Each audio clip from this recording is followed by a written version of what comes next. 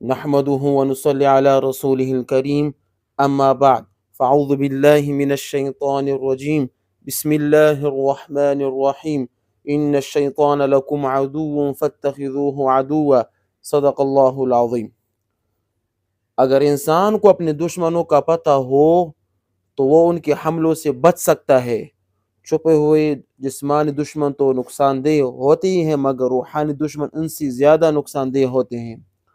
اگر جان چلی جائے تو انسان موت کے منہ میں چلا جاتا ہے، اگر روح پر حملہ ہو تو انسان جہنم کی منہ میں چلا جائے گا۔ انسان کا پہلا دشمن دنیا کی محبت، اس کا تذکرہ میں پہلا کر چکا ہوں۔ اس بیان میں انسان کے دوسرے بڑے دشمن یعنی شیطان کے بارے میں تفصیل سے بات کریں گے۔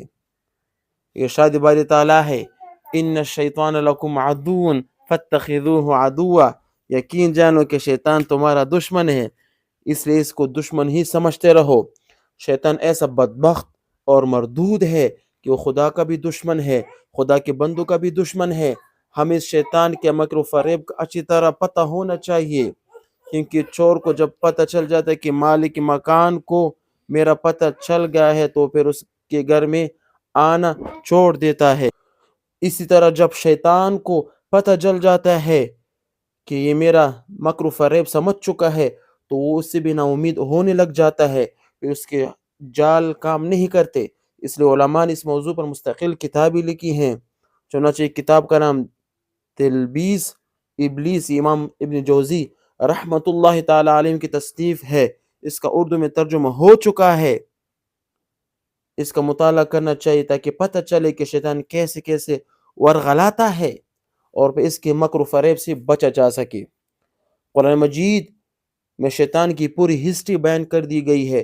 ارشاد باری تعالیٰ ہے کان من الجن، کہ وہ جنات میں سے تھے، اس سے بڑی عبادت اس نے بڑی عبادت کی، زمین کے چپے چپے پر سجدے کی، حتیٰ کہ اس کو بڑا قرب ملا۔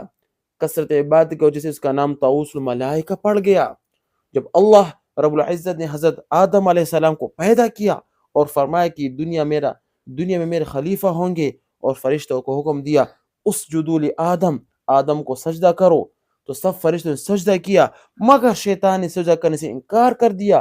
چنانچہ ارشاد باری تعالیٰ ہے ابا واستکبر وکان من الکافرین، سورۃ البقرہ آیت نمبر 34۔ اس نے انکار کیا اور متکبرانہ رویہ اختیار کیا اور کافروں میں شامل ہو گیا۔ اللہ رب العزت نے پوچھا تم نے سجدہ کیوں نہیں کیا؟ تو کہنے لگا انا خیر من خلقتنی من نار وخلقتہ من طین، سورۃ صاد آیت نمبر 76۔ میں اس آدم سے بہتر ہوں، تو نے مجھے آگ سے پیدا کیا اور اس کو مٹی سے پیدا کیا۔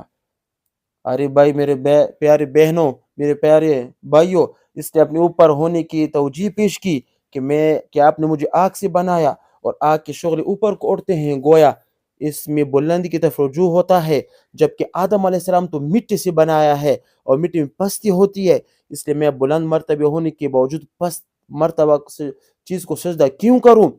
سجدے کا انکار کر کے شیطان نے دو کام کیے۔ پہلا کام تو یہ کہ اس نے اجماع کے اختلاف مخالفت کی اور پوری دنیا میں اجماع کا پہلا مخالف بنا۔ دوسرے لفظ میں پوری دنیا میں سب سے پہلا غیر مقلد بنا۔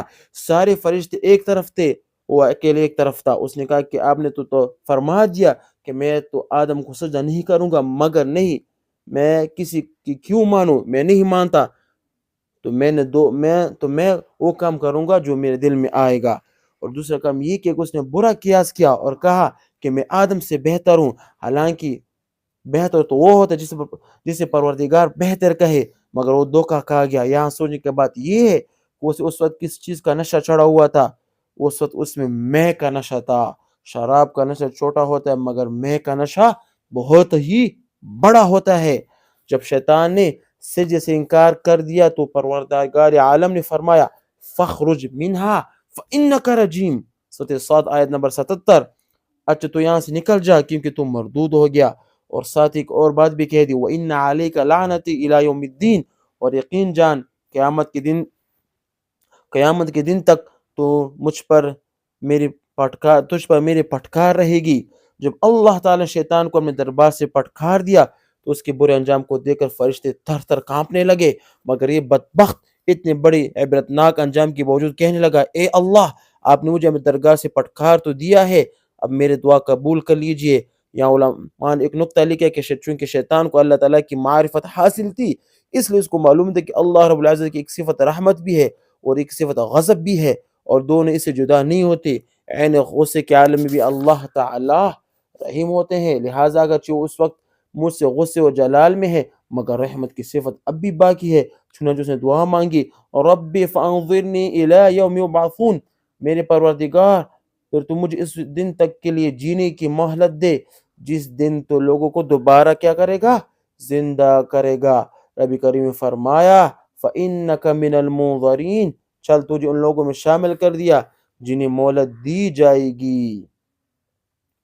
ٹھیک ہے، پھر شیطان نے سوچا کہ آدم کو تو جنت مل گئی ہے اور میں رائندہ درگار بن گیا ہوں، اس لیے کسی نہ کسی طرح اس کو جنت سے نکلوانا چاہیے۔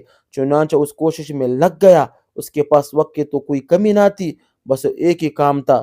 جب اس نے سوچنا شروع کر دیا کہ میں کس طریقے سے اس کو جنت سے نکال سکتا ہوں، تو اس نتیجے پر پہنچا کہ آدم علیہ السلام کو تو یقین دلانا مشکل ہے، لیکن ان کی اہلیہ تو ایک عورت ہے، میں ان کے سامنے جا کر قسمیں کھا کر یقین دلاتا ہوں۔